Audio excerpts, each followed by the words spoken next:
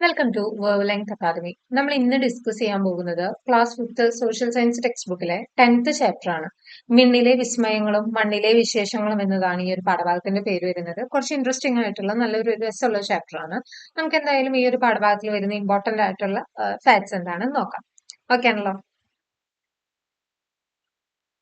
നമുക്കറിയാവുന്ന ഒരു കാര്യമാണ്, സൂര്യൻ എന്ന് പറയുന്നത് എന്താണ്? ഒരു നക്ഷത്രമാണ്. ഭൂമിയുടെ ഏറ്റവും അടുത്ത് സ്ഥിതി ചെയ്യുന്ന നക്ഷത്രവും സൂര്യനാണ്. സൂര്യനേക്കാൾ വലുപ്പമുള്ള മറ്റനേകം നക്ഷത്രങ്ങളുണ്ട്. പക്ഷെ ഭൂമിയെ സംബന്ധിച്ചിടത്തോളം ഭൂമിയുടെ തൊട്ടടുത്ത് സ്ഥിതി ചെയ്യുന്ന നക്ഷത്രം ഏതാണെന്ന് ചോദിച്ചു കഴിഞ്ഞാൽ എന്താണ്? സൂര്യനാണ്. ഈ നമുക്ക് ഭൂമിയിൽ നിന്ന് നോക്കുമ്പോൾ നക്ഷത്രങ്ങൾ വളരെ ചെറുതായിട്ടാണ് കാണുന്നത്. എന്തുകൊണ്ടായിരിക്കും ഇതിന് കാരണം? ഭൂമിയിൽ നിന്ന് വളരെ അകലെ സ്ഥിതി ചെയ്യുന്നത് കൊണ്ടാണ് നക്ഷത്രങ്ങൾ ചെറുതായി കാണപ്പെടുന്നത്. സ്വയം കത്തുന്ന ഭീമാകാരമായ ആകാശഗോളങ്ങളാണ് നക്ഷത്രങ്ങൾ. എന്താണ് നക്ഷത്രങ്ങൾ? സ്വയം കത്തുന്ന ഭീമാകാരമായ ആകാശഗോളമാണ്. നക്ഷത്രങ്ങൾ വലിയ അളവിൽ താപവും പ്രകാശവും പുറത്തുവിടുന്നുണ്ട്. സൂര്യനെ തന്നെ ആലോചിച്ച് നോക്കിയാൽ അറിയാലോ, സൂര്യൻ താപവും പ്രകാശവും പുറത്തുവിടുന്നുണ്ട്. അപ്പൊ നക്ഷത്രങ്ങളും പൊതുവെ നമുക്ക് അങ്ങനെ പറയാവുന്ന കാര്യമാണ്. കോടിക്കണക്കിന് നക്ഷത്രങ്ങൾ ഉൾപ്പെടുന്ന നക്ഷത്ര കൂട്ടങ്ങളാണ് ഗാലക്സികൾ. കോടിക്കണക്കിന് നക്ഷത്രങ്ങൾ ഉൾപ്പെടുന്ന നക്ഷത്ര കൂട്ടങ്ങളാണ് ഗാലക്സികൾ എന്ന് പറയുന്നത്. ഇവിടെ ഗാലക്സികളുടെ ചിത്രമൊക്കെ കൊടുത്തിട്ടുണ്ട്. അപ്പൊ നമുക്കിവിടെ അറിയേണ്ട ഇമ്പോർട്ടന്റ് ആയ കാര്യം എന്താണ്? സൂര്യൻ ഒരു നക്ഷത്രമാണ്. ഭൂമിയുടെ ഏറ്റവും അടുത്ത് സ്ഥിതി ചെയ്യുന്ന നക്ഷത്രവും സൂര്യനാണ് എന്നുള്ളത് മനസ്സിലാക്കാം. പിന്നെ സ്വയം കത്തുന്ന ഭീമാകാരമായ ആകാശഗോളങ്ങളാണ് നക്ഷത്രങ്ങൾ. കോടിക്കണക്കിന് നക്ഷത്രങ്ങൾ ഉൾപ്പെടുന്ന നക്ഷത്ര കൂട്ടങ്ങളെയാണ് ഗാലക്സികൾ എന്ന് പറയുന്നത്. നമുക്ക് പലപ്പോഴും ഭൂമിയിൽ നിന്ന് നോക്കുമ്പോൾ നക്ഷത്രങ്ങൾ മിന്നിത്തിളങ്ങുന്നതായിട്ടൊരു തോന്നൽ സംഭവിക്കുന്നുണ്ട്. എന്താണ് അതിന് കാരണം? നക്ഷത്രങ്ങളിൽ നിന്ന് നേർരേഖയിൽ വരുന്ന പ്രകാശം, അതായത് നമ്മൾ നേരത്തെ പറഞ്ഞല്ലോ, നക്ഷത്രങ്ങൾ താപവും പ്രകാശവും പുറത്തുവിടുന്നുണ്ടെന്ന്.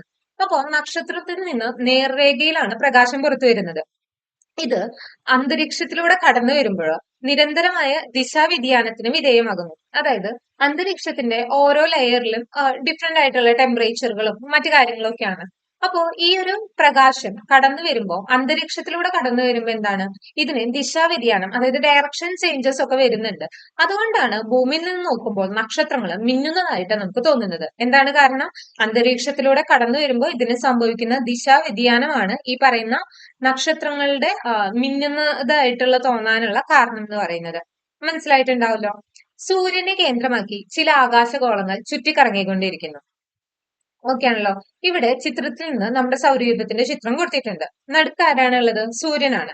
തൊട്ടടുത്ത് ബുധൻ, പിന്നീട് ശുക്രൻ, ഭൂമി, ചന്ദ്രൻ, ഭൂമിയെ ചുറ്റിക്കൊണ്ട് ചന്ദ്രൻ ഉപഗ്രഹമായി വരുന്നുണ്ട്. ചൊവ്വ, ക്ഷുദ്രഗ്രഹങ്ങൾ വരുന്നുണ്ട്. ചൊവ്വയ്ക്കും വ്യാഴത്തിനും ഇടയ്ക്കാണ് വരുന്നത്. പിന്നെ വ്യാഴം വരുന്നുണ്ട്, ശനി വരുന്നുണ്ട്, യുറാനസ് വരുന്നുണ്ട്, നെപ്റ്റ്യൂൺ വരുന്നുണ്ട്. പിന്നീട് ഈ ചിത്രത്തിലെ വാൽനക്ഷത്രങ്ങളെ കുറിച്ചും കുള്ളം ഗ്രഹങ്ങളെ കുറിച്ചും കൊടുത്തിട്ടുണ്ട്. നമുക്ക് എന്തായാലും ഇതിലെ ഓരോ ഫാക്ടുകളും എടുത്ത് ഇമ്പോർട്ടന്റ് ആയ ഫാക്ട്സ് എന്താണെന്ന് നോക്കാം. ഭൂമി ഒരു ഗ്രഹമാണ് എന്ന് നമുക്കറിയായിരിക്കല്ലോ. സ്വയം കറങ്ങുകയും സൂര്യനെ ബലം വയ്ക്കുകയും ചെയ്യുന്ന ആകാശഗോളങ്ങളാണ് ഗ്രഹങ്ങൾ എന്ന് പറയുന്നത്. നേരത്തെ നമ്മൾ നക്ഷത്രങ്ങളെ കുറിച്ച് ഒരു നിർവചനം പറയും. ഇവിടെ എന്താണ് പറയുന്നത്? സ്വയം കറങ്ങുകയും സൂര്യനെ ബലം വയ്ക്കുകയും ചെയ്യുന്ന ആകാശഗോളങ്ങളാണ് ഗ്രഹങ്ങൾ. ഗ്രഹങ്ങൾക്ക് ചൂടോ പ്രകാശമോ സ്വയം പുറപ്പെടുവിക്കാൻ കഴിയില്ല. സൂര്യനിൽ നിന്നാണ് ഗ്രഹങ്ങൾക്ക് ചൂടും പ്രകാശവും ലഭിക്കുന്നത്. സൂര്യനെ ബലം വയ്ക്കുന്ന ഗ്രഹങ്ങൾ ഏതെല്ലാമാണെന്ന് നമ്മൾ നോക്കിയിട്ടുണ്ട്. അതിന്റെ ഓരോരുത്തരുടെയും പ്രത്യേകതകളാണ് നമ്മൾ പറയുന്നത്. നമ്മൾ കണ്ടു, സൂര്യന് തൊട്ടടുത്ത് നിൽക്കുന്ന ഗ്രഹം ഏതായിരുന്നു? ബുധനായിരുന്നു. സൂര്യന്റെ ഏറ്റവും അടുത്ത് സ്ഥിതി ചെയ്യുന്ന ഗ്രഹം ഏതാണ്? ബുധനാണ്. പിന്നീട് തൊട്ടപ്പുറത്ത് ആരായിരുന്നു? ശുക്രനായിരുന്നു. ശുക്രന് പ്രഭാത നക്ഷത്രം, പ്രദോഷ നക്ഷത്രം എന്നിങ്ങനെ അറിയപ്പെടുന്നു. എന്താണ്? പ്രഭാത നക്ഷത്രം, പ്രദോഷ നക്ഷത്രം എന്ന് അറിയപ്പെടുന്നു. ഭൂമി ജീവൻ നിലനിർത്തുന്ന ഒരേ ഒരു ഗ്രഹമാണ്. ജീവൻ നിലനിൽക്കുന്ന ഒരേ ഒരു ഗ്രഹമാണ് ഭൂമി എന്ന് പറയുന്നത്. അടുത്തതാണ് ചൊവ്വ. ചുവന്ന ഗ്രഹമാണ്. ചുവന്ന ഗ്രഹമാണ് ചൊവ്വ. ഇനി വ്യാഴം ഏറ്റവും വലിയ ഗ്രഹമാണ്. ശനിയെ സംബന്ധിച്ചിടത്തോളം ശനിക്ക് ചുറ്റും വലയങ്ങളുണ്ട്. വലുപ്പത്തിൽ 2ാം സ്ഥാനമുള്ള ഗ്രഹമാണ് ശനി. യുറാനസ് ഏറ്റവും തണുപ്പുള്ള ഗ്രഹമാണ്. നെപ്റ്റ്യൂൺ എന്താണ്? സൂര്യനിൽ നിന്ന് ഏറ്റവും അകലെ സ്ഥിതി ചെയ്യുന്ന ഗ്രഹം.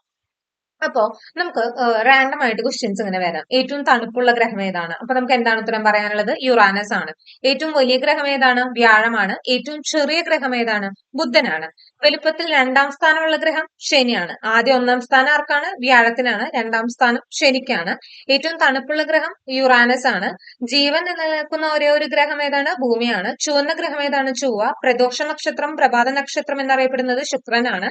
സൂര്യനോട് ഏറ്റവും അടുത്ത് സ്ഥിതി ചെയ്യുന്നത് ബുധൻ, ഏറ്റവും അകലെ സ്ഥിതി ചെയ്യുന്നത് നെപ്റ്റ്യൂൺ. മനസ്സിലായിട്ടുണ്ടാവുമല്ലോ. അപ്പൊ ഗ്രഹങ്ങൾ എന്താണ് എന്ന് മനസ്സിലായിട്ടുണ്ടാവും. നമ്മള് സൗരയൂഥത്തിന്റെ ചിത്രം നേരത്തെ കണ്ടപ്പോ നമ്മൾ മനസ്സിലാക്കിയ കാര്യമാണ് സൂര്യനെ ചുറ്റുന്ന 8 ഗ്രഹങ്ങൾ ഉണ്ടായിരുന്നു. അവയുടെ ഉപഗ്രഹങ്ങൾ ഇവിടെ ഭൂമിയുടെ ഉപഗ്രഹമായ ചന്ദ്രനെ മാത്രമേ നമ്മൾ നേരത്തെ കാണിച്ചിട്ടുണ്ടായിരുന്നുള്ളൂ. എങ്കിലും ഈ പറയുന്നതായ 8 ഗ്രഹങ്ങൾക്കും ഉപഗ്രഹങ്ങൾ വരുന്നുണ്ടായിരിക്കും. കുള്ളൻ ഗ്രഹങ്ങള്, ക്ഷുദ്രഗ്രഹങ്ങള് എവിടെയാണ് കണ്ടത്? ചൊവ്വയ്ക്കും വ്യാഴത്തിനും ഇടയ്ക്കാണ്. വളരെ ഇമ്പോർട്ടന്റ് ആയി ശ്രദ്ധിക്കേണ്ട പോയിന്റ് ആണ്. ഉൽക്കകള്, വാൽനക്ഷത്രങ്ങള് എന്നിവയൊക്കെ ചേർന്നതാണ് സൗരയൂഥം എന്ന് പറയുന്നത്. സൗരയൂഥത്തിന്റെ കേന്ദ്രം ആരായിരുന്നു? സൂര്യനാണ്. പണ്ട് ആദ്യകാലങ്ങളിൽ വിശ്വസിക്കപ്പെട്ടിരുന്നത് ഭൂമിയായിരുന്നു സൗരയൂഥത്തിന്റെ കേന്ദ്രം എന്നായിരുന്നു. പിന്നീടാണ് സൗരയൂഥത്തിന്റെ കേന്ദ്രം സൂര്യനാണ് എന്ന് തെളിയിക്കപ്പെടുന്നത്. സൗരയൂഥത്തിന്റെ കേന്ദ്രം സൂര്യനാണെന്ന് ലോകത്തോട് പറഞ്ഞ ആരായിരുന്നു? നിക്കോളസ് കോപ്പർനിക്കസ് ആയിരുന്നു. ഇദ്ദേഹം പോളണ്ടുകാരനായ വാനശാസ്ത്രജ്ഞനായിരുന്നു എന്നുള്ളത് കൂടെ മനസ്സിലാക്കാം. ആരാണ് പറഞ്ഞിട്ടുള്ളത്?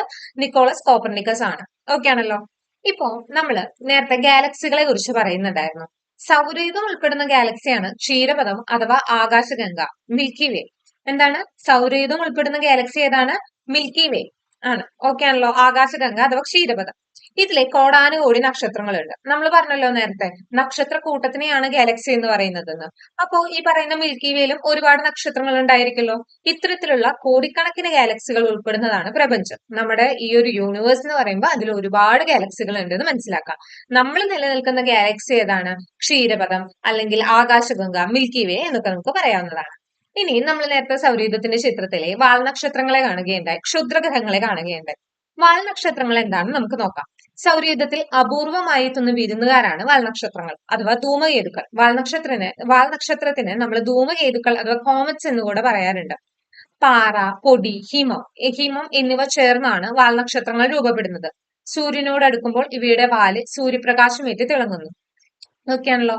നമുക്ക് കോമറ്റ്സിന്റെ ഒക്കെ വളരെ ബ്യൂട്ടിഫുൾ ആയിട്ടുള്ള പിക്ചേഴ്സ് ഒക്കെ നമുക്ക് കാണാൻ സാധിക്കും. വളരെ അപൂർവമായിട്ടുള്ളതാണ് ഈ പറയുന്നതായ വാൽനക്ഷത്രങ്ങൾ എന്ന് പറയുന്നത്. അടുത്തതാണ് ക്ഷുദ്രഗ്രഹങ്ങൾ. നമ്മൾ നേരത്തെ തന്നെ പറഞ്ഞിട്ടുണ്ടായിരുന്നു ചൊവ്വയ്ക്കും വ്യാഴത്തിനും ഇടയിലായി കാണപ്പെടുന്ന ചെറുഗ്രഹങ്ങൾ പോലെയുള്ള ശിലാകഷ്ണങ്ങളാണ് ക്ഷുദ്രഗ്രഹങ്ങൾ. അതിനെന്താണ് പറയുന്നത്? എസ്ട്രോയിഡ്സ് എന്നാണ്. ഓക്കെ ആണല്ലോ. അടുത്തതാണ് കുള്ളൻ ഗ്രഹങ്ങൾ. സൗരയൂഥത്തിൽ സൂര്യന് ചുറ്റും പരിക്രമണം ചെയ്യുന്ന ഗ്രഹങ്ങളെക്കാൾ ചെറുതും ഗോളാകൃതിയിലുള്ളതുമായ വസ്തുക്കളാണ് കുള്ളൻ ഗ്രഹങ്ങൾ. അതായത് എല്ലാ ഗോളാകൃതിയിലുള്ള വസ്തുക്കളെയും നമുക്ക് ഗ്രഹങ്ങളായിട്ട് കണക്കാക്കാൻ സാധിക്കില്ല. അതിന് കുറച്ച് ക്രൈറ്റീരിയാസ് ഒക്കെ ഉണ്ട്. അതായത് അത് അതിന്റെ ഓർബിറ്റിലായിരിക്കണം കറങ്ങുന്നുണ്ടായിരിക്കുക, സൂര്യന് ചുറ്റും കറങ്ങണം, അങ്ങനെ ഒരുപാട് ക്രൈറ്റീരിയാസ് ഉണ്ട്. അപ്പൊ ആ ക്രൈറ്റീരിയയിൽ ഉൾപ്പെടാത്ത എന്നാൽ ചെറുതും ഗോളാകൃതിയിലുള്ളതുമായ വസ്തുക്കളെയാണ് നമ്മൾ കുള്ളൻ ഗ്രഹങ്ങൾ എന്ന് പറയുന്നത്.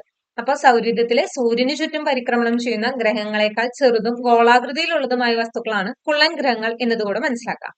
അടുത്തൊരാളാണ് ഉൽക്കകൾ. ക്ഷുദ്രഗ്രഹങ്ങളിൽ നിന്നും മറ്റും ഭൂമിയുടെ അന്തരീക്ഷത്തിലേക്ക് അതിവേഗത്തിൽ പ്രവേശിക്കുന്ന ശിലാകഷ്ണങ്ങളാണ് ഉൽക്കകൾ. രാത്രി സമയങ്ങളിൽ അവ അതിവേഗം സഞ്ചരിക്കുന്ന തീപ്പൊരികളായി ആകാശത്ത് കാണപ്പെടുന്നു. ഏതാനും സെക്കൻഡുകൾ കൊണ്ട് ഇവ കത്തിത്തീരുന്നു. പ്രാദേശികമായി ഇവ കൊള്ളിമീനുകൾ എന്ന് അറിയപ്പെടാറുണ്ട്. അപ്പോ ഉൽക്കകളെ കൊള്ളിമീനുകൾ എന്നും പലപ്പോഴും വിളിക്കാറുണ്ട്. ഈ നമ്മൾ ക്ഷുദ്രഗ്രഹങ്ങളെ പറഞ്ഞു, അതായത് ചെറിയ ശിലാകഷ്ണങ്ങൾ പോലെ ഈ പറയുന്നതായിട്ടുള്ള ചൊവ്വയ്ക്കും വ്യാഴത്തിനും ഇടയിൽ നിലനിൽക്കുന്നതാണ് ക്ഷുദ്രഗ്രഹങ്ങൾ എന്ന് പറഞ്ഞത്. ഈ ക്ഷുദ്രഗ്രഹങ്ങളിൽ നിന്നും മറ്റു ഭൂമിയുടെ അന്തരീക്ഷത്തിലേക്ക് വളരെ വേഗത്തിൽ പ്രവേശിക്കുന്ന ശിലാകഷ്ണങ്ങളാണ് ഈ പറയുന്ന ഉൽക്കകൾ. ഈ ഉൽക്കകൾ വന്ന് വീണിട്ടുള്ള സ്ഥലങ്ങളെ കുറിച്ചിട്ടുള്ള ഫോട്ടോസ് ഒക്കെ നമുക്ക് ഗൂഗിളിൽ നോക്കിക്കഴിഞ്ഞാൽ കാണാവുന്നതാണ്. ഇപ്പോ ഗ്രഹങ്ങൾക്ക് ചുറ്റും നിശ്ചിത സഞ്ചാരപാതത്തിലൂടെ വലം വച്ചുകൊണ്ടിരിക്കുന്ന ആകാശഗോളങ്ങളാണ് ഉപഗ്രഹങ്ങൾ എന്ന് പറയുന്നത്. ഭൂമിയുടെ ഏക ഉപഗ്രഹം ആരാണ്? ചന്ദ്രനാണ്. ഓക്കെ ആണല്ലോ. ഇനി ചന്ദ്രനെ ഭൂമിയെ ഒരു തവണ വലം വയ്ക്കാൻ ഏകദേശം 27.3 ദിവസം വേണ്ടിവരുന്നു. ഇതാണ് ഒരു നക്ഷത്രമാസം എന്ന് പറയുന്നത്. എന്താണ് നക്ഷത്രമാസം? ചന്ദ്രന് ഭൂമിയെ ഒരു തവണ ഫുള്ളായിട്ട് വലം വയ്ക്കാൻ എന്ത് വേണം? 27.3 ദിവസം വേണം. ഇതാണ് ഒരു നക്ഷത്രമാസം എന്ന് പറയുന്നത്. അപ്പൊ ഒരു നക്ഷത്രമാസം എത്രയാണ്? 27.3 ദിവസമാണ്. സൂര്യന് ചുറ്റിയുള്ള ആകാശഗോളങ്ങളുടെ സഞ്ചാരപാതയാണ് അവയുടെ ഭ്രമണപഥം. അതായത് നമ്മൾ പറഞ്ഞു സൂര്യന് ചുറ്റും ഗ്രഹങ്ങൾ ഉണ്ടെന്ന് പറഞ്ഞു. ഈ ഗ്രഹങ്ങൾക്കൊക്കെ ഓരോ സഞ്ചാരപാത അഥവാ ഓർബിറ്റ് ഉണ്ട്. അപ്പൊ സൂര്യനെ ചുറ്റിയുള്ള ആകാശഗോളങ്ങളുടെ സഞ്ചാരപാതയാണ് അവയുടെ ഭ്രമണപഥം അഥവാ ഓർബിറ്റ് എന്ന് പറയുന്നത്. ദീർഘവൃത്താകൃതിയിലുള്ള ഭ്രമണപഥത്തിലൂടെയാണ് ഗ്രഹങ്ങൾ സൂര്യനെ വലം വെക്കുന്നത്. എന്താണ് ഈ ഓർബിറ്റിന്റെ ആകൃതി? ദീർഘവൃത്താകൃതിയാണ്. ഓക്കെ ആണല്ലോ. ഗ്രഹങ്ങളെ അവയുടെ നിശ്ചിത ഭ്രമണപഥത്തിൽ കൂടി സഞ്ചരിക്കാൻ സഹായിക്കുന്നത് ഗ്രഹങ്ങളും സൂര്യനും തമ്മിലുള്ള ആകർഷണ ബലമാണ്. സൂര്യനെ വലം വയ്ക്കുന്നതോടൊപ്പം ഗ്രഹങ്ങൾ അവയുടെ സാങ്കല്പിക അച്ചുതണ്ടിൽ സ്വയം കറങ്ങുന്നുണ്ട്. അപ്പോ സൂര്യനെ വെറുതെ വലം വയ്ക്കുക മാത്രമല്ല അവരവരുടെ സ്വന്തം അച്ചുതണ്ടിൽ കറങ്ങുകയും കൂടെ ചെയ്യുന്നുണ്ട്. ആകർഷണ ബലം എക്സിസ്റ്റ് ചെയ്യുന്നുണ്ട്. അതായത് സൂര്യനും ഈ ഗ്രഹങ്ങളും തമ്മില്. അതുകൊണ്ടാണ് ഈ ഗ്രഹങ്ങൾ അതിന്റേതായ ഓർബിറ്റിൽ അല്ലെങ്കിൽ സഞ്ചാരപഥത്തിൽ തന്നെ നിലനിൽക്കാനുള്ള കാരണം എന്നുള്ളത് കൂടെ മനസ്സിലാക്കാം. അടുത്തത് സുനിത വില്യംസ് ഭൂമിയെ കുറിച്ച് പറഞ്ഞതിനെ കുറിച്ചാണ് നമ്മൾ വായിക്കുന്നത്. സുനിത വില്യംസിനെ കുറിച്ചിട്ട് മറ്റൊരു റെലവന്റ് ആയിട്ടുള്ള ന്യൂസും കൂടി ഇപ്പൊ നമുക്ക് ഈ അടുത്തായിട്ട് കേൾക്കാൻ സാധിക്കുന്നുണ്ട്. എന്താണത്? അവര് ഈ ഇന്റർനാഷണൽ സ്പേസ് സ്റ്റേഷനിൽ കുടുങ്ങിക്കിടക്കുകയാണ് എന്നുള്ള ഒരു ന്യൂസും കൂടെ ഇപ്പൊ വരുന്നുണ്ട്. അപ്പൊ അതിന്റെ കറന്റ് ആയിട്ടുള്ള, അതായത് നമ്മളിപ്പോ കറന്റ് അഫയേഴ്സ് പഠിക്കുമ്പോഴത്തേനും വരുന്ന ഇമ്പോർട്ടന്റ് പോയിന്റ്സ് ആയിട്ട് ഇങ്ങനത്തെ ഡാറ്റാസ് ഒക്കെ കളക്ട് ചെയ്യുകയും അത് നമ്മൾ കണ്ടിന്യൂ ചെയ്ത് അപ്ഡേറ്റ് ചെയ്ത് പോവുകയും വേണം എന്നുള്ളതും കൂടെ ജസ്റ്റ് ഓർമ്മിപ്പിക്കുകയാണ്. അപ്പൊ എന്താണ് പറഞ്ഞിട്ടുള്ളത് നോക്കാം. ഭൂമി ഏറെ മനോഹരവും ആശ്ചര്യജനകവുമായി തോന്നി. ബഹിരാകാശ നിലയത്തിന്റെ ജനാലയിലൂടെ മണിക്കൂറുകളോളം ഞങ്ങൾക്കത് നോക്കി കാണാനാവും. ഭൂമിയുടെ ഗോളാകൃതി ഞങ്ങൾക്ക് വ്യക്തമായി കാണാൻ കഴിയും. ഇവിടെ നമ്മൾ ശ്രദ്ധിക്കാതെ പോകുന്ന ഒരു പോയിന്റും കൂടിയുണ്ട്. ഭൂമിയുടെ ഗോളാകൃതി. ഒരു വട്ടം വന്ന പ്രീവിയസ് ഇയർ ക്വസ്റ്റ്യൻ ഇങ്ങനെയായിരുന്നു: ഭൂമിയുടെ ഗോളാകൃതി ആദ്യമായി കണ്ടത് ആരായിരുന്നു എന്നതായിരുന്നു ആ ചോദ്യം. അതിന്റെ ഉത്തരം എന്തായിരിക്കും? ആദ്യമായിട്ട് ബഹിരാകാശത്തിൽ എത്തിയ ആളായിരിക്കില്ലേ ഈ പറയുന്ന ഭൂമിയുടെ ഗോളാകൃതി ആദ്യമായി കണ്ടത്. അപ്പൊ അങ്ങനെ ഡയറക്റ്റ് ആയിട്ട് ഒരു ക്വസ്റ്റ്യൻ ചോദിച്ചിരുന്നെങ്കിൽ ഒരുപാട് പേർക്ക് ഉത്തരം കിട്ടുമായിരുന്ന ആ ക്വസ്റ്റ്യൻ, ഈ ഭൂമിയുടെ ഗോളാകൃതി ആദ്യമായി കണ്ടത് ആരെയെന്ന് ചോദിച്ചപ്പോ കുറെ അധികം ആളുകൾക്ക് അത് കണക്ട് ചെയ്യാൻ പറ്റാത്ത ഒരവസ്ഥ വന്നു. അപ്പൊ ഇങ്ങനെയാണ് നമുക്ക് ഇതിൽ നിന്ന് ക്വസ്റ്റ്യൻസ് ഒക്കെ എക്സ്പെക്ട് ചെയ്യുമ്പോൾ അതൊക്കെ കുറച്ച് വളരെ ഇൻട്രസ്റ്റിംഗ് ആയിട്ടുള്ള ക്വസ്റ്റ്യൻസ് ആയിട്ട് നമുക്ക് പറയാവുന്ന കാര്യമാണ്. ഓക്കെ ആണല്ലോ. ഇനി നമ്മൾ നേരത്തെ ഗ്രഹങ്ങളെ കുറിച്ച് പറഞ്ഞപ്പോ നമ്മൾ പറയുകയുണ്ടായി, സൗരയൂഥത്തിലെ ജീവൻ നിലനിൽക്കുന്ന ഏക ഗ്രഹമാണ് ഭൂമി എന്ന് പറയുന്നത്.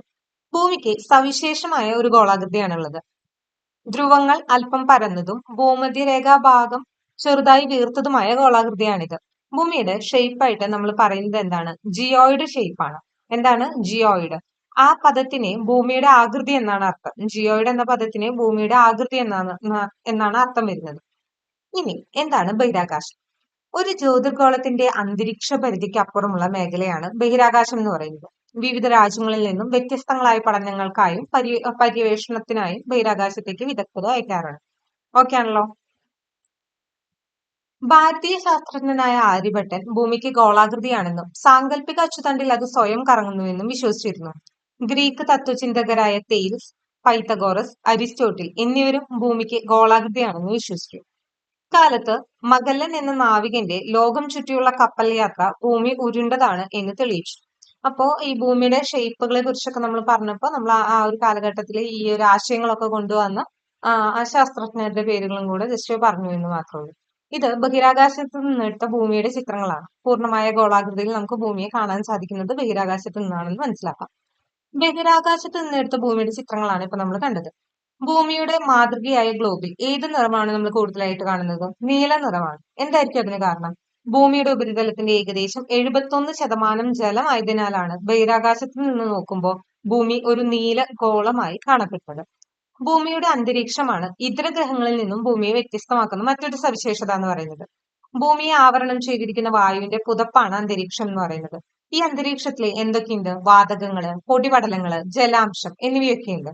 ഭൂമിയിൽ ചൂടിനെയും തണുപ്പിനെയും ക്രമീകരിച്ച് ജീവൻ നിലനിർത്തുന്നതിൽ ഈ അന്തരീക്ഷത്തിന് വളരെയധികം ഇമ്പോർട്ടന്റ് ആയിട്ടുള്ള ഒരു പങ്കുണ്ട്.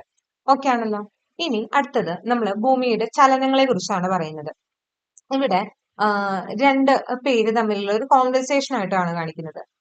ഒരു സ്ഥലത്ത് രാത്രിയാവുമ്പോൾ മറ്റൊരു സ്ഥലത്ത് രാവിലെയാണ് വരുന്നത്. അപ്പൊ എന്തുകൊണ്ടായിരിക്കും ഈ രണ്ട് സ്ഥലങ്ങളിൽ ഒരിടത്ത് പകലും മറ്റൊരിടത്ത് രാത്രിയുമായിരിക്കുന്നെന്നാണ് പറയുന്നത്. ഓക്കെ ആണല്ലോ. ഭൂമിക്ക് ഗോളാകൃതിയാണ് അഥവാ ജിയോയിഡ് ഷേപ്പ് ആണെന്ന് നമ്മൾ പറഞ്ഞു. ഭൂമിയുടെ ഒരു പകുതിയിൽ മാത്രമേ ഒരു സമയത്ത് സൂര്യപ്രകാശം ലഭിക്കുന്നുള്ളൂ. അതായത് നമ്മൾ ഇവിടെ സൂര്യനെ നോക്കുമ്പോൾ ഭൂമിയുടെ ഈ ഒരു വശത്ത് മാത്രമല്ലേ സൂര്യപ്രകാശം ലഭിക്കുന്നുള്ളൂ. പിന്നീട് ഭൂമി ഇങ്ങനെ കറങ്ങി കഴിയുമ്പോഴാണ് ഇപ്പുറത്തെ ഒരു വശത്തേക്ക് വീണ്ടും സൂര്യപ്രകാശം ലഭിക്കുന്നത്. അതായത് അറ്റ് എ ടൈം ഒരു ഭാഗത്ത് മാത്രമേ, ഒരു പകുതിയിൽ മാത്രമേ സൂര്യപ്രകാശം ലഭിക്കുന്നുള്ളൂ. സൂര്യനെ അഭിമുഖമായി വരുന്ന ഭൂമിയുടെ ഭാഗത്ത് സൂര്യപ്രകാശം ലഭിക്കുന്നതിനാൽ അവിടെ പകൽ അനുഭവപ്പെടുന്നു. മറുഭാഗത്ത് സൂര്യപ്രകാശം എത്താത്തതിനാൽ അവിടെ രാത്രിയായിരിക്കും. ഇത്തരത്തിൽ ഭൂമിയിൽ രാത്രിയും പകലും മാറി മാറി അനുഭവപ്പെടുന്നത് ഭൂമിയുടെ ഭ്രമണം മൂലമാണ്. എന്താണ്?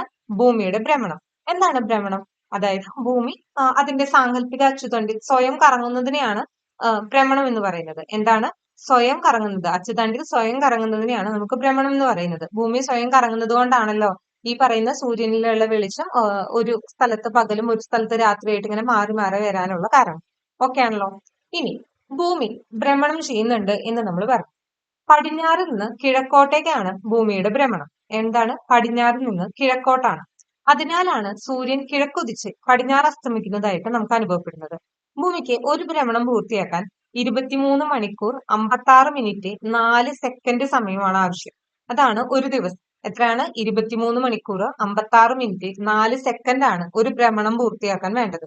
നേരത്തെ നക്ഷത്രമാസം നമ്മൾ പറഞ്ഞപ്പോ 27.3 ദിവസത്തിന്റെ ഒരു കണക്ക് നമ്മൾ അവിടെ പറഞ്ഞിട്ടുണ്ടായിരുന്നു. ഭൂമിക്ക് ഒരു ഭ്രമണം പൂർത്തിയാക്കാൻ എത്രയാണ് വരുന്നത്? 23 മണിക്കൂർ 56 മിനിറ്റ് 4 സെക്കൻഡ്. ഓക്കെ ആണെന്ന് വിശ്വസിക്കുന്നു. ഇനി ഭ്രമണം ചെയ്യുന്നതോടൊപ്പം ഭൂമി നിശ്ചിത സഞ്ചാര പഥത്തിലൂടെ സൂര്യനെ ചുറ്റി സഞ്ചരിക്കുന്നുമുണ്ട്. അതാണല്ലോ. അതായത് ഭൂമി അതിന്റെ സാങ്കല്പിക അച്ചുതണ്ടില് സ്വയം കറങ്ങുന്നുണ്ട്. അതിന്റെ ഭ്രമണം എന്ന് പറയുന്നു എന്ന് നമ്മൾ പറഞ്ഞു. അതുകൂടാതെ ഈ ഭൂമി ഇങ്ങനെ കറങ്ങുന്നതിനോടൊപ്പം തന്നെ സൂര്യനെ പരിക്രമണം ചെയ്യുന്നും കൂടെയുണ്ട്. അപ്പോ ഇതിനെയാണ് പരിക്രമണം എന്ന് പറയുന്നത്. ഈ സൂര്യനെ ഭൂമി ഒരു വട്ടം ചുറ്റി വരണമെങ്കിൽ 365 ദിവസം വേണം. അപ്പോ ഒരു വർഷത്തിൽ എങ്ങനെയാണ് വരുന്നത്? 365 ദിവസമല്ലേ വരുന്നത്? അപ്പോ ഈ കാൽ ഭാഗല്ലേ, അതായത് ഈ 365 ഉണ്ടല്ലോ, ഇത് കൂടിയിട്ട് ആണ് 4 കൊല്ലത്തിലൊരിക്കൽ നമുക്ക് ലീപ്പ് ഇയർ അത് വർഷമൊക്കെ വരുന്നത് കൂടെ വെച്ച് അഡീഷണൽ ആയിട്ട് മനസ്സിലാക്കാം. അപ്പോ 365 ദിവസമാണ് സൂര്യനെ ചുറ്റി സഞ്ചരിക്കാൻ ഭൂമിക്ക് വേണ്ടത് എന്നുള്ളത് കൂടെ മനസ്സിലാക്കാം. അപ്പോ ഇങ്ങനെ ഈ പരിക്രമണത്തിന്റെ ഫലമായിട്ടാണ് ഋതുക്കൾ ഉണ്ടാകുന്നത്, അഥവാ സീസൺസ് അനുഭവപ്പെടുന്നത് എന്താണ്? ഈ പരിക്രമണത്തിന്റെ ഫലമായിട്ടാണ്. ഓക്കെ ആണല്ലോ. ഇനി നമ്മൾ പറയാൻ പോകുന്നത് ഋതുക്കളെ കുറിച്ചിട്ടാണ്. അതായത് ഒരു മുത്തശ്ശി കൊച്ചുമക്കളോടായിട്ട് പറയുന്ന പോലെയാണ് ഇവിടെ കൊടുത്തിട്ടുള്ളത്. ഓരോ കാലഘട്ടങ്ങൾ, ഇടവപ്പാതി മഴ, അതുപോലെ തന്നെ തുലാവർഷം ഒക്കെ വന്നിരുന്നതിനെ കുറിച്ചുള്ള ഓർമ്മകളായിട്ടാണ് ഇവിടെ പറയുന്നത്. നമുക്ക് എന്തായാലും നമ്മുടെ എന്തെല്ലാം കാലങ്ങളാണ് നമുക്കുള്ളത്? മഴക്കാലം വരുന്നുണ്ട്, അതുപോലെ തന്നെ വേനൽക്കാലം വരുന്നുണ്ട്, അതുപോലെ മഞ്ഞുകാലമുണ്ട്. വേനൽക്കാലമൊക്കെ ആകുമ്പോൾ എങ്ങനെയാണ്? ജലാശയങ്ങളൊക്കെ വറ്റി നമുക്ക് വെള്ളത്തിന്റെ ലഭ്യത കുറവൊക്കെ അനുഭവപ്പെടും. മഴക്കാലത്ത് പുഴകളൊക്കെ നിറഞ്ഞൊഴുകുന്ന ഒരു അവസ്ഥയാണ്. മഞ്ഞുകാലങ്ങളിലെ ഉയർന്ന പ്രദേശത്തിന് മഞ്ഞുവീഴ്ച പോലെയുള്ള കാര്യങ്ങളൊക്കെ ഉണ്ടാകും.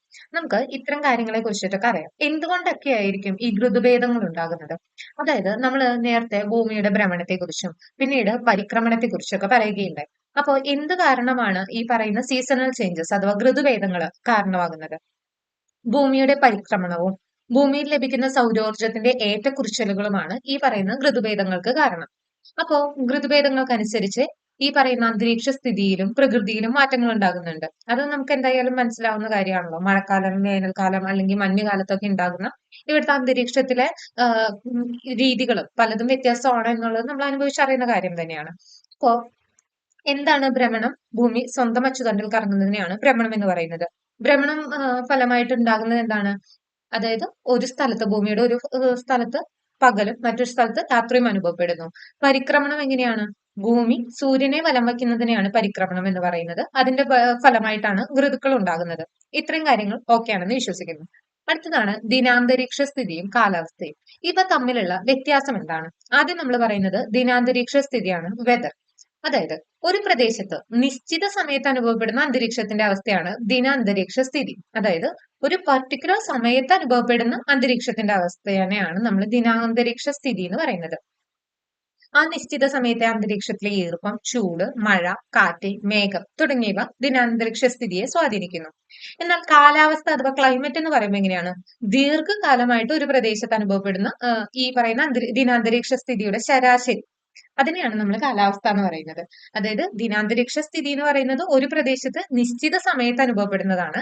എന്നാൽ കാലാവസ്ഥ ദീർഘകാലമായിട്ട് ഒരു പ്രദേശത്ത് അനുഭവപ്പെടുന്ന ദിനാന്തരീക്ഷ സ്ഥിതിയുടെ ശരാശരിനെയാണ് നമ്മൾ എന്തെന്ന് പറയുന്നത്? കാലാവസ്ഥ എന്ന് പറയുന്നത് എന്നതുകൂടെ മനസ്സിലാക്കാം. അപ്പൊ എന്താണ് ദിനാന്തരീക്ഷ സ്ഥിതി, എന്താണ് കാലാവസ്ഥ എന്ന് പറഞ്ഞു കഴിഞ്ഞാൽ ഇവ തമ്മിലുള്ള വ്യത്യാസം എന്താണെന്ന് ഇപ്പൊ മനസ്സിലായിട്ടുണ്ടാവും. ഇവിടെ എസ്.കെ. പൊറ്റക്കാടിന്റെ കുറച്ച് വരികൾ കൊടുത്തിട്ടുണ്ട്.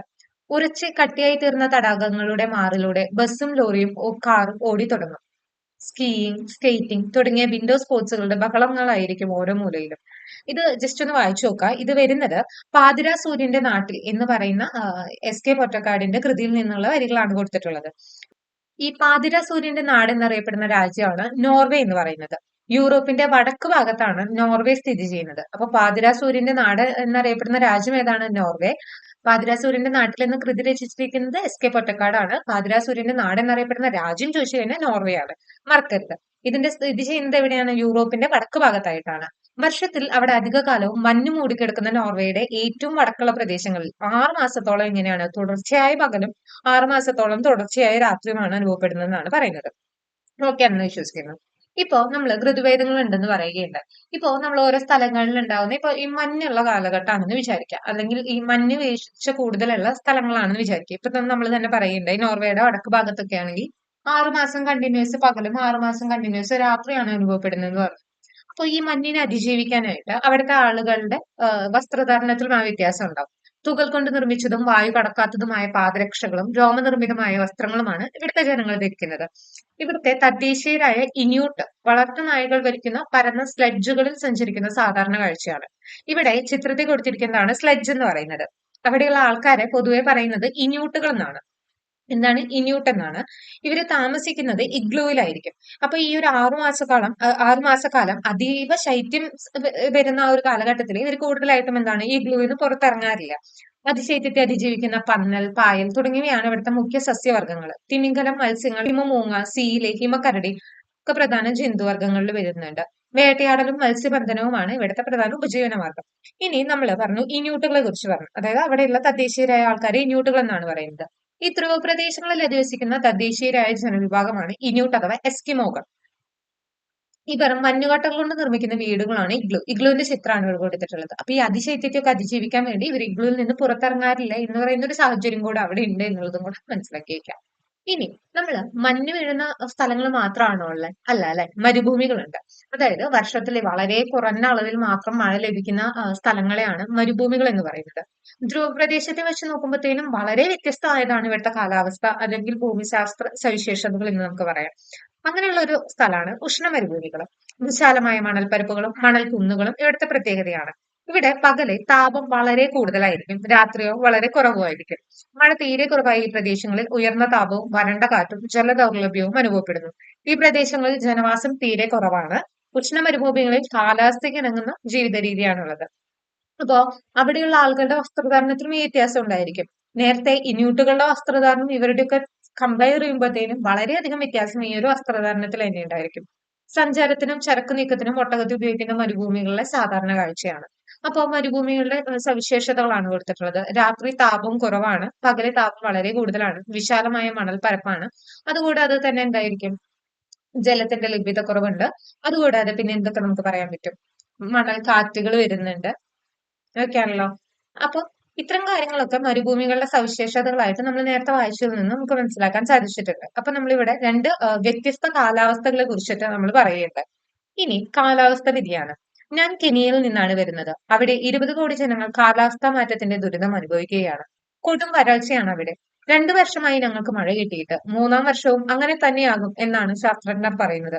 ഞങ്ങൾക്ക് മഴയില്ല, പുഴകളെല്ലാം വറ്റി, താപതരംഗങ്ങൾ വീശിയടിക്കുന്നു. നിങ്ങളുടെ ഹൃദയം ദയവായി ഒന്ന് തുറക്കൂ. ഞങ്ങളുടെ വിളകൾ മുഴുവൻ കരിഞ്ഞുണങ്ങി. മൃഗങ്ങളും മനുഷ്യരും മരിച്ചു വീഴുകയാണ്. ഇങ്ങനെ പോയാൽ 2025ഓടെ ഞങ്ങളിൽ പകുതി പേരും ഇല്ലാതാകും. ഈ സമ്മേളനത്തിൽ നിങ്ങൾ എടുക്കുന്ന തീരുമാനമാണ് ഞങ്ങൾക്ക് മഴ തിരിച്ചു തരുമോ എന്ന് തീരുമാനിക്കുക. ഞങ്ങളുടെ കൂട്ടുകാരായ കുട്ടികൾക്ക് ഭക്ഷണവും വെള്ളവും ലഭിക്കുമോ എന്ന് തീരുമാനിക്കുക.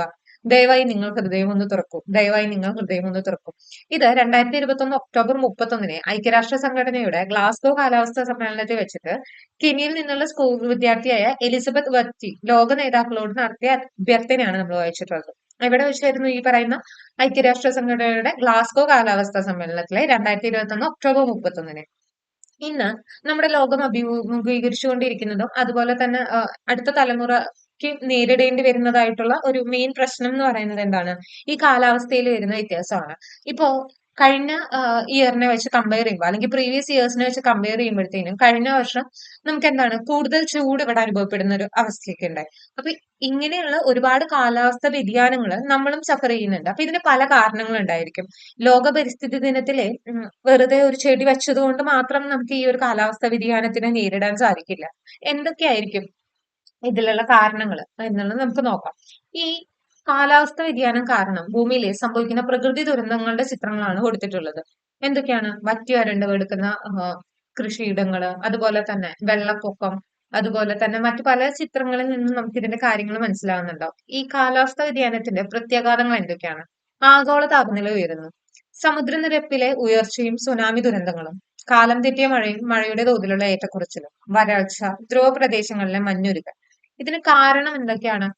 ഭയങ്കരമായി ഇൻഡസ്ട്രീസിൽ നിന്ന് വരുന്ന പുക, വിഷപ്പുക, അതുപോലെ പെസ്റ്റിസൈഡ്സിന്റെ ഉപയോഗം, പ്ലാസ്റ്റിക്കിന്റെ കത്തിക്കല്, വനനശീകരണം, ഇങ്ങനെ ഒരുപാട് കാരണങ്ങള് നമുക്ക് എന്തില് പറയാൻ സാധിക്കും? നമുക്ക് ഈ കാലാവസ്ഥ വ്യതിയാനത്തിന് മനുഷ്യരുടെ പങ്ക് ഒഴിച്ചുകൂടാൻ പറ്റാത്ത ഒന്നാണ്.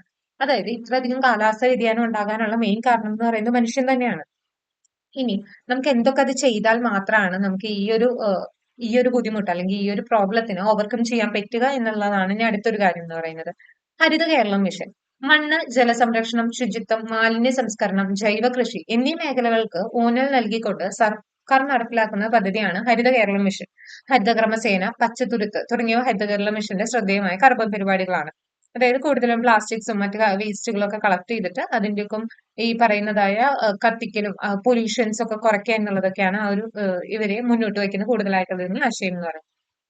അപ്പോ നമ്മള് ഈ ഒരു പാഠഭാഗത്തില് കുറെ അധികം കാര്യങ്ങളെ കുറിച്ച് പറയുകയുണ്ടായി. സൂര്യനെ കുറിച്ചും ഗ്രഹങ്ങളെ കുറിച്ചും ഉപഗ്രഹങ്ങളെ കുറിച്ച് അതുപോലെ തന്നെ ധൂമകേതുക്കൾ മറ്റൊരുപാട് കാര്യങ്ങളും പിന്നീട് കാലാവസ്ഥ വ്യതിയാനം, ഋതുക്കള്, അതുപോലെ ഭ്രമണം, പരിക്രമണം എന്നുള്ള കാര്യങ്ങളെ കുറിച്ചൊക്കെ പറയുകയുണ്ടായി. അപ്പൊ ഇത്രയും കാര്യങ്ങളൊക്കെ മനസ്സിലായിട്ടുണ്ടാവും എന്ന് വിശ്വസിക്കുന്നു. നിങ്ങൾക്ക് ഈ ക്ലാസ് യൂസ്ഫുൾ ആയിട്ട് തോന്നുകയാണെന്നുണ്ടെങ്കിൽ നമ്മുടെ ചാനൽ ഒന്ന് സബ്സ്ക്രൈബ് ചെയ്യുക. നിങ്ങളുടെ അഭിപ്രായങ്ങളൊക്കെ കമന്റ് ചെയ്ത് അറിയിക്കുക. അപ്പൊ നമുക്ക് എന്തായാലും മറ്റൊരു ചാപ്റ്റർ ഡിസ്കഷനിൽ കാണാം. Okay, thank you.